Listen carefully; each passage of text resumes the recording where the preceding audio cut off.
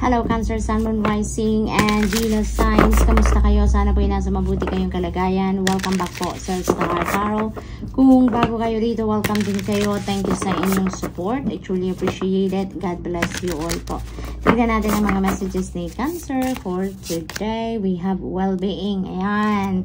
Cancer, you know what? Ilang weeks na to, no? Or ilang days na to na ganito na parang ang nararamdaman ko dito para sa inyo is lagi kayong pagod, exhausted kayo, parang 24 hours is not enough sa lahat ng mga ginagawa ninyo or sa mga kailangan ninyong gawin. Yung mga ganun ba, no? I can feel that, no? Na merong ganung, may nasisense akong ganun ang pakiramdam siguro ng karamihan sa inyo, Cancer. Kaya dito din, no? Sa card na to, nire-remind din kayo dito na take care, no? Take care of yourself. Focus on your well-being. Prioritize your well-being dito, no? Mag-ano naman kayo, mag-unwind, mag-relax, no? Mag-rejuvenate, recuperate, mag-recharge, mag-refill ng iyong cup. You need it. No? It is a must, Cancer, no? It is a must. Kasi sabihin na natin marami kayong kailangan gawin. But kung meron mga hindi magandang nararamdaman kayo sa katawan, pagod kayo, stressed out kayo physically, no? Or even mentally, hindi rin kayo makakapag-concentrate, hindi ba? Hindi nyo rin magagawa ang lahat-lahat efficiently. Or maybe, hindi nyo nga talaga matatouch ang iba ninyong kailangan gawin because kung pagod na kayo, kung hindi na gumagana ang isip ninyo dahil stress out na kayo, 'di ba? Kaya, you need to take care of yourself. No, you need to take care of yourself. You need to do some kind of self-care, self-love, at alagaan ninyo ang inyong kalusugan. No, alagaan ninyo at i-prioritize ninyo ang inyong well-being above anything else or above anyone else. Dahil yun ang pinakamahalaga. So that you can perform everything. No, lahat, obligasyon ninyo, responsibilidad ninyo, kung meron pa kayong mga tinutulungan na ibang tao, you know, for whatever reason, you know. So when you are on top of your health, you can do anything and everything, 'di ba? Malakas kayo healthy kayo, kaya kaya ninyong i-perform ang lahat ng kailangan ninyong gawin, okay? Kaya yan ang panawagan sa inyo dito. Focus and take care of yourself. We have boundaries. Ayan. So, this is a beautiful reminder then for some of you, Cancer. Kasi, siguro, sa sobrang bait ninyo, no? Sa sobrang compassionate ninyo, sa sobrang generous, loving, very helpful kayo, no? You're very generous of everything. Maaring naaabuso na kayo ng ibang tao, no? Maaring naaabuso na kayo ng mga tao na sa paligid niyo. Kaya this is a reminder for you na it is about time na for you to set your healthy personal boundaries, no? At isa pa, hindi lang sa baka naaabuso na kayo ng ibang tao, but also setting boundaries also is very vital, no, sa kahit anumang klaseng relationship, because it helps any relationship to even be more harmonious, no, mas stronger, 'di ba? May respect, may love, 'di ba? Kapag merong boundaries tayo. Kaya maaring iba-iba ang sitwasyon niyo dito, Cancer, kung bakit kailangan ninyo na set kayo ng boundaries sa ngayon, but this is what you need, no? Siguro sa inyong sitwasyon sa ngayon. Meron kayong nararanasang sitwasyon sa ngayon sa buhay ninyo, no? Na-link sa inyong relationship that you need to do this now, no? So what else? We have healing. Ayan, this is really beautiful because siguro, no, well-being, healing.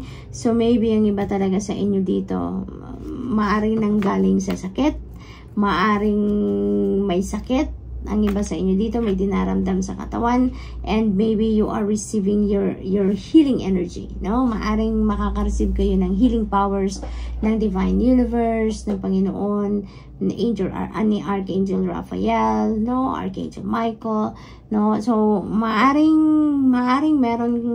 kayong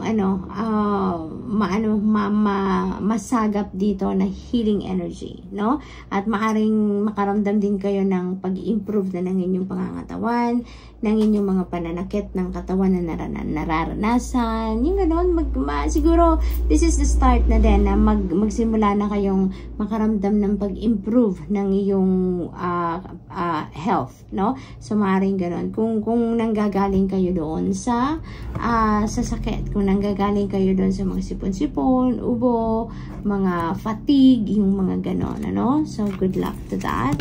Kaya kailangan talaga ninyong alagaan ang inyong sarili, okay? Para hindi na kayo muling magkasakit. So we have travel. Ayan, Cancer, maybe this is mental travel. For some of you, what I'm picking up here is mental travel. Kaya kayo nagkakasakit dahil siguro sa kakaisip, nai-stress kayo, meron bagay siguro talagang pinoproblema ng iba sa inyo dito, kaya siguro na kukulangan na kayo ng tulog, no? Kaya dahil sa kakaisip, no, maaring stress ang tumatalo sa iba sa inyo dito, Cancer. For others of you, this could be physical travel, no? So maaring iba sa inyo talaga ibabiyahe, maaring kayo ay uuwi from ibang bansa, maaring pauwi kayo rito, maaari din naman na kayo ay manggagaling dito at papunta kayo sa ibang bansa. This could also be local travel, that is also possible, no? Maaari din na ang travel ng iba sa inyo dito is by water, no? So maaring you're traveling by water dito for some of you. Meron din ako naririnig na cruise, no? Maaring that is your plan a long time ago at maaring ngayon pala ninyo isa sa katuparan, no? Maaari din naman na you are talagang about to depart na para pumunta na kayo kung saan man kayo sasakay ng cruise, no? So good luck and mag-iingat po kayo. That's all I have for you for today. Thank you for watching. Love and light. Namaste. Hello, Scorpio, Sun, Moon, Rising, and Venus signs. Kumusta kayo? Sana po nasa mabuti kayong kalagayan. Welcome back po sa Star Tarot. Kung bago kayo rito, welcome din kayo. Thank you sa inyong support. I truly appreciate it. God bless you all po. Tignan natin ang mga messages niyo for today.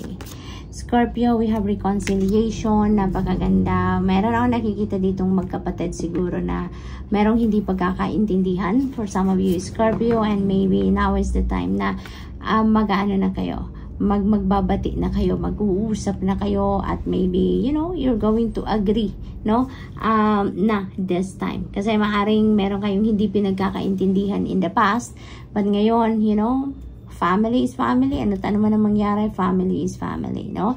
We always choose love talaga, no? And forgiveness. Kaya, maaaring magkakabati na kayo dito. For others of you, maaari din naman na hindi lang ito sa kapatid, no? Maaring sa kaibigan, or kung sino man, katrabaho, no? Na medyo hindi kayo nag-agree on one subject, no?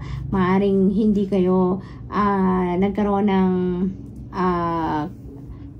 pagkakaintindihan about something, maaring ganon. Pero ngayon, you know, you are going to have or initiate a conversation with that person na sa ngayon. At mauuwi yan sa isang magandang reconciliation, ano? We also have friendship. Ayan. So, maaring, kaibigan, ang naging, dito, involved dito sa reconciliation na to. Maaring, meron kayong hindi pagkakaintindihan with a friend or friends, no? Maaring ganon. But now, mag-uusap-usap, magsasama-sama kayo, at mapapatch up na din kung ano man yung rough patch na pinagdaanan ninyo in the past. For others of you, maybe there are new friendship dito na mabubuo for some of you. Maybe you are meeting new friends, no? Maybe you are meeting new people dito wherein magdi-develop ang inyong relationship into a beautiful friendship, no? So, yun din ang napipick up ko dyan. Meron din ditong getting together, no? Meron get together dito na magaganap with group of friends ninyo dito, Scorpio. Maybe matagal na kayo hindi nagkikita-kita, no? Maaring ngayon magkakaroon kayo ng reunion, or maaring, you know, chika-chika lang over coffee, maaring ganun ang ganap. So what else? We have lighten your load. Ayan. Yan, Scorpio. Maaring isa, no, sa dahilan ng mga bigat na nararamdaman ng iba sa inyo dito is yung meron kayong kagalit, no? Kaya meron tayong reconciliation because that is one way of letting go or releasing the burden, no, na bit-bit ninyo. Kasi maari talaga na hirap na hirap kayong dalhin ang sama ng loob, ang sitwasyon na to na siguro someone you love, no, like your friend or best friend ninyo or kapatid ninyo or kung sino man ang nakaalitan ninyo or hindi ninyo na wala kayong pagkakaintindihan, maybe nahihirapan kayong bitbitin yan sa dibdib ninyo. Kaya you are going to maaring kayo yung mag-i-initiate na mag-reconcile kayo, mag-usap kayo at ayusin na kung ano man ang sigalot, no? This could also be task sa trabaho. Maaring overwhelming task ito sa trabaho. Maaari din naman na this is overwhelming na din na obligasyon, responsibilidad sa pamilya. That is also possible, no? At nahihirapan na ang iba sa inyo, no? Kaya ang advice din sa inyo dito, no, na it's about time na to release that, no? Kung ano man ang nagpapabigat sa inyong dibdib, sa inyong katawan, sa inyong balikat, you know, ibaba nyo na yan, Scorpio.